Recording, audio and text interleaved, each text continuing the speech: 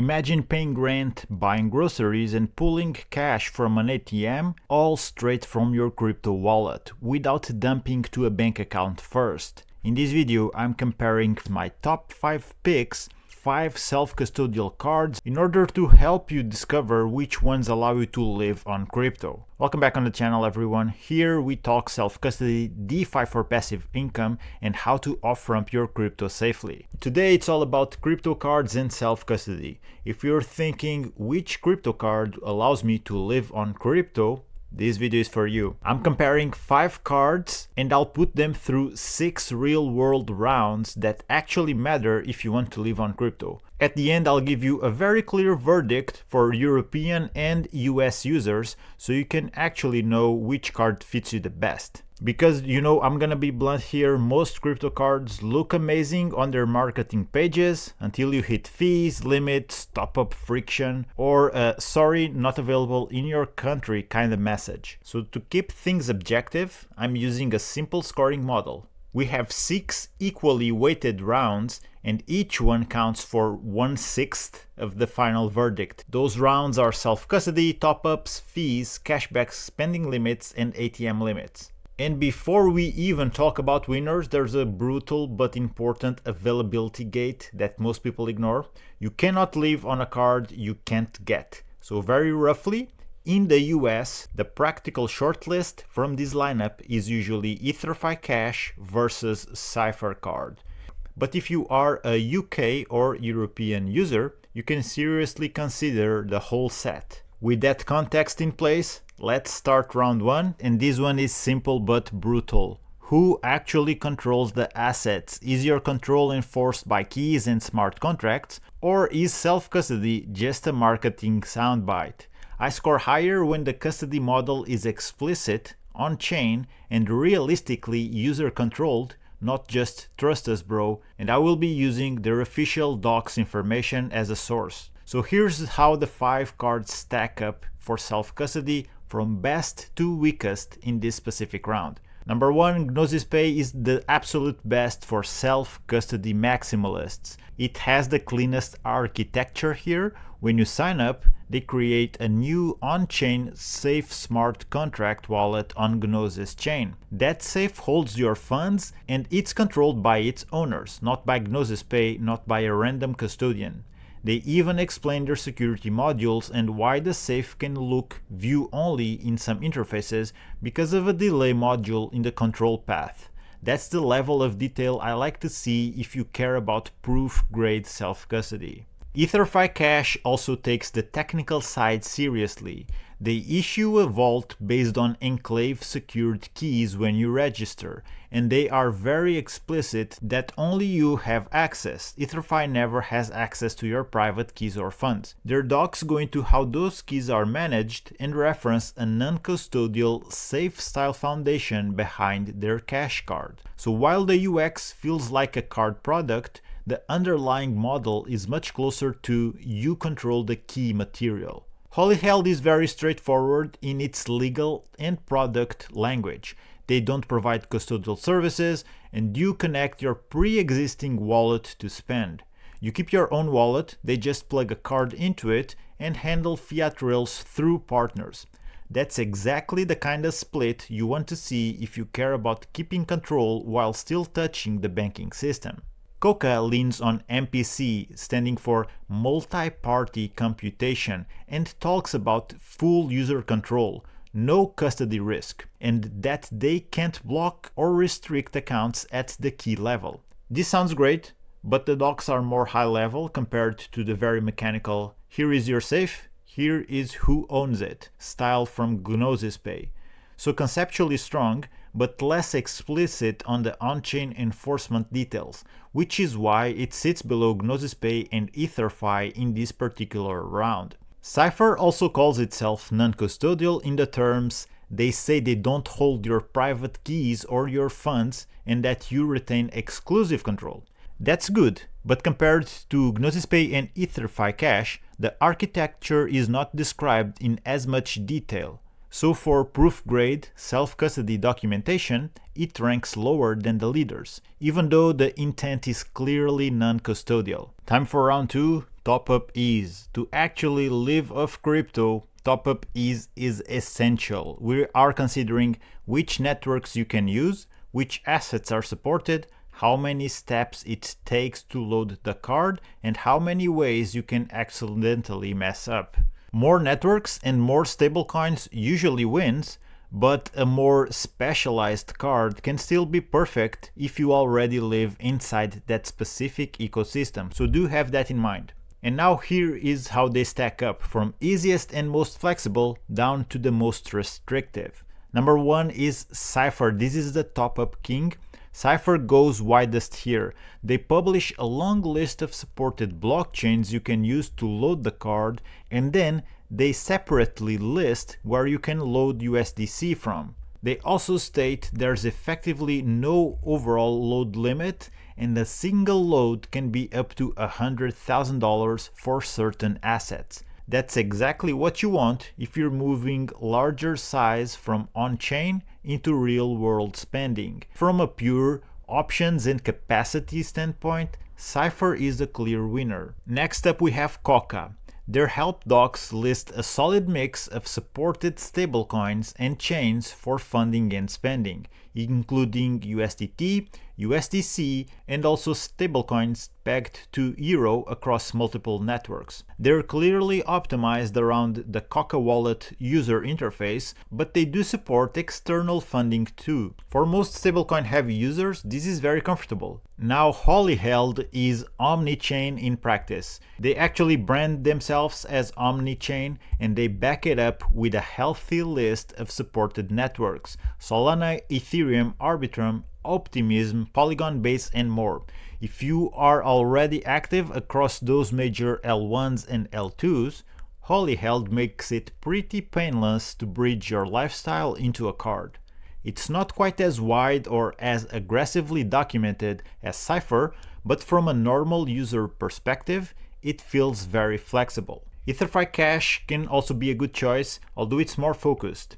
Their Vault cross-chain support highlights Ethereum Base and Scroll, but in practice I can tell you from experience that you can even load the card directly using funds from the BNB chain. So altogether, Ether.fi Cash works pretty much flawlessly if you are in the Ethereum overall ecosystem. For a lot of people that's enough, especially if you're planning to spend Ethereum or stables. But compared to Cypher, COCA, and Holyheld, it's clearly not any chain you want, which is why it ranks 4th in this specific round. Last up is Gnosis Pay, by far the strictest. Although that might not be a bad thing if you are already on the Gnosis network, this one can fit you like a glove, although they repeatedly warn you to use supported stablecoins on Gnosis chain only. If you send the wrong asset or to the wrong network, you might lose your funds. From a safety and honesty standpoint, I actually like how clear they are, but from a I want to top up from anywhere standpoint, this is the tightest funnel of the group. Time for round 3. It's all about fees and the usage cost. If you're really living on crypto, fees can be silent killers. Foreign exchange markups, ATM withdrawal fees, card issuance and replacement costs, and all those fair use policies buried in the fine print. They all stack up over months of daily use. For this round, I will reward the card that keeps costs low for normal active users, without quietly punishing you the moment you start traveling or turning crypto into cash through ATM withdrawals. Here's how the fee profiles compare. Number 1 is COCA. On paper, it looks very fee friendly. Their official docs claim 0 foreign exchange fees, 0 annual fees, 0 issuance fees, and 0 ATM fees globally up to $200. However, their help center also talks about free ATM withdrawals up to $250 a month and lists specific cash withdrawal limits. So the overall posture is clearly we are a light on fees type of card, especially for foreign transactions and ATM withdrawals. Next up is Gnosis Pay. Low ongoing fees, but you pay after a small ATM allowance.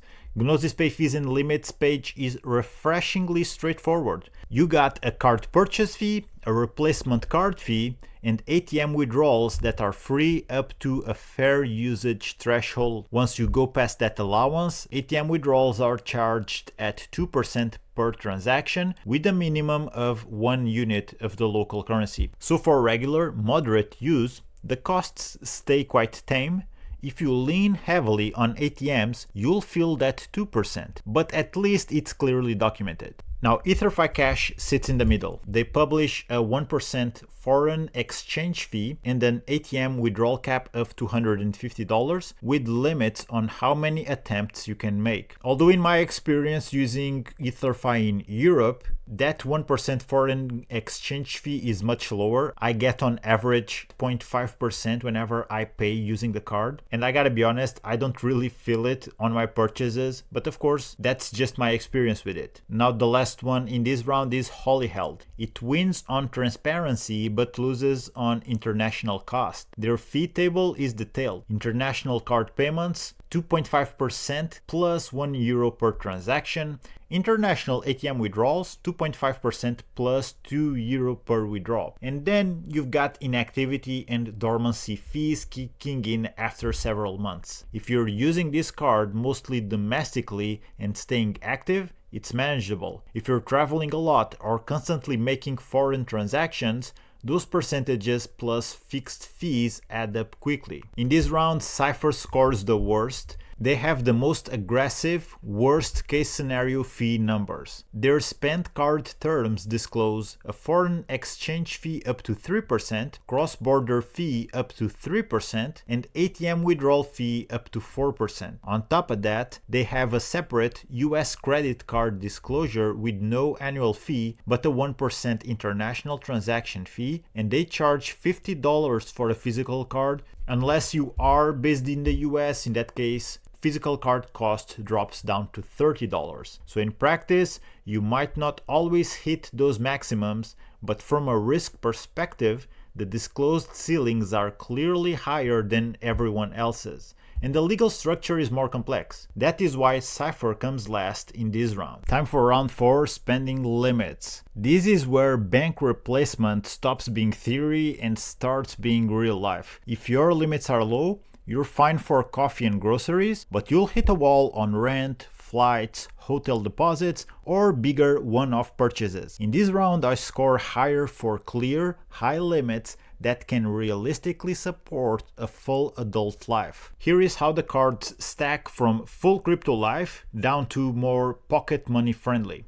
Ether.fi Cash in this one comes out swinging. They publish daily spending limits by tier, going all the way up to $100,000 per day. That's absolutely the type of card that makes you think I can run my whole life and business through it. If you're moving larger amounts or you just don't want to think about hitting a cap, Ether.fi is very clearly positioned for high spending users. Then COCA, which also lands firmly in the I can actually live on this zone.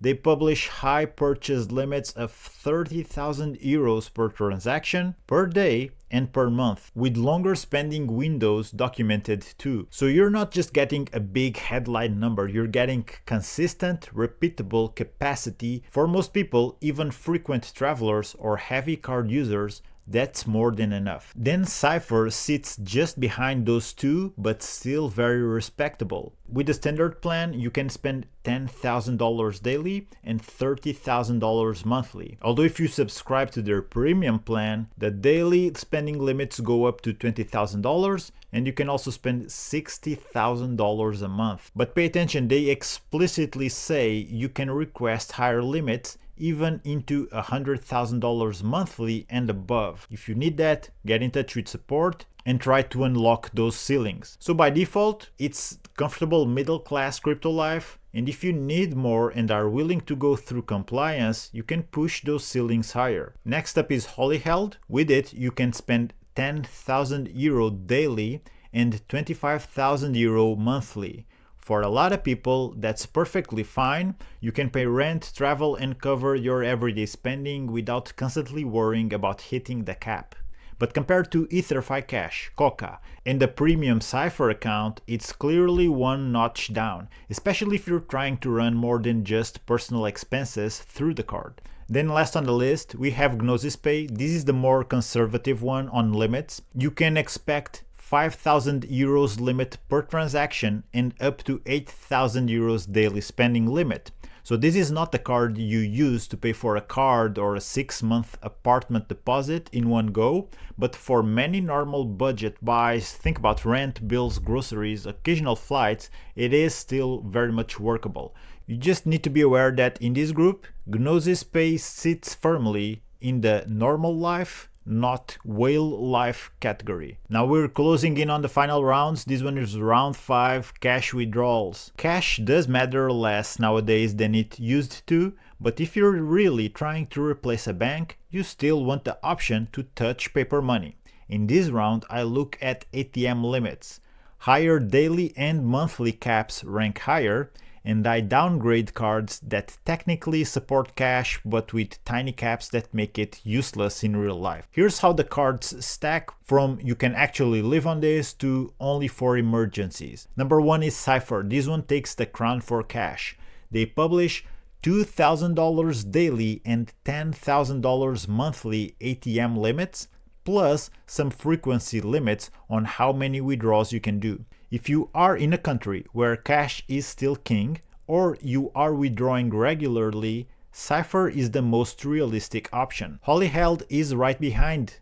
They publish €1,000 per 24 hours and €5,000 per 30 days in ATM withdrawals. That's more than enough for most normal lifestyles, rent in cash, travel money, or just having a buffer when cards aren't accepted. Not insanely high, but clearly usable if you like having physical cash laying around. COCA lands in the middle. They publish €500 daily and €5,000 monthly cash withdrawal limits, and they also mention a free withdrawal allowance for ATMs. Overall though, if you withdraw modest amounts of cash, COCA is absolutely workable. Gnosis Pay on the other end is more conservative. They publish €250 per withdrawal and €500 daily as ATM limits. That's fine for occasional emergency or topping up your fiat wallet for a weekend, but it's not enough if you are routinely paying rent or doing large cash transactions.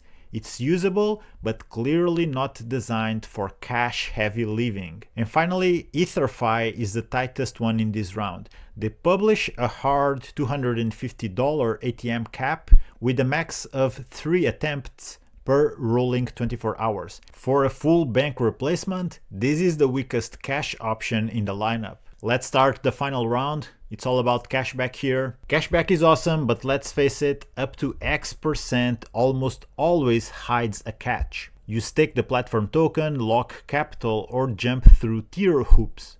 This round is very strict. I'm considering entry-level cashback for brand new users with no meaningful token investment or staking requirements. Just what can you realistically earn on day one without overcommitting to the platform? From strongest entry-level rewards to basically nothing without playing the token game. Ether.fi is the strongest choice from day one cashback for new onboarding users. They have a tiered core cashback schedule, which is 3% on your first $2,000 of monthly spend. After that, it steps down. But either way, the entry-level rewards are clearly strong compared to the rest of this group. For a new user, not touching tokens or staking, Ether.fi is the best pure cashback engine, especially because in my experience they have very good high cashback promos all the time, so you can even realistically get 10% cashback or more with Ether.fi with no strings attached. The next one on the list here is COCA. This is very clear about how you start. All users begin on the starter tier, no staking required, and can earn 1% cashback straight away. Higher rates exist if you do stake the COCA tokens and work within a monthly allowance for boosted cashback. But for this round, we ignore that. At pure entry level, 1% real cashback is solid. Then we have Holyheld, which is okay. You get some cashback, but you have to pay for higher tiers. Expect 0.5% for classic and limited edition cards and 1% for metal card owners. So as a normal entry-level user, you're looking at the lower end of the rewards unless you pay up or qualify for the metal tier. It's not zero and it's simple to understand. It's just not especially generous without upgrading. Then Gnosis Pay ties its cashback program directly to holding their native GNO token tiers. And the current program is explicitly time-bounded to March 31st of 2026. If you're not willing to hold GNO or play the token tier game, your effective entry-level cashback is basically zero. Great if you already love GNO tokens, but it doesn't qualify as a clean day one cashback for most new users.